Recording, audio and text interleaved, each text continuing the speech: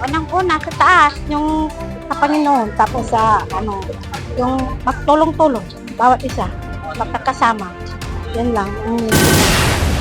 Kasi ni baga kad gobyerno, kumanili sabday presyo ya gasolina, tapano sari sa saliwan, lesam kasi kaskasya ni rin na anak natin niya.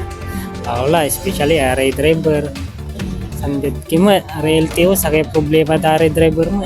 Ya aray tricycle driver tan jeepney driver. Sa ikin pala pa gobyerno sa inadmanten day ay so paglaban day Philippine Sea ka siyempre karakal mo ya tirang Pilipinas mana kailangan tayo saray ay so ambag ya karakal sirat tayo Pilipinas isan sakin ay so ayuda ayos mo magkidakal sa natutulungan mo ya aray mahirap bilay.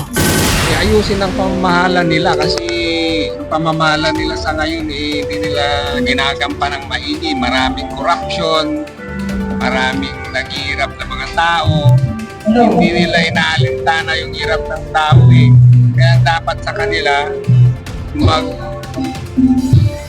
magkaroon sila ng magandang pamamahala sa kanilang mga tungkulin, sa kanilang mga nasasakupang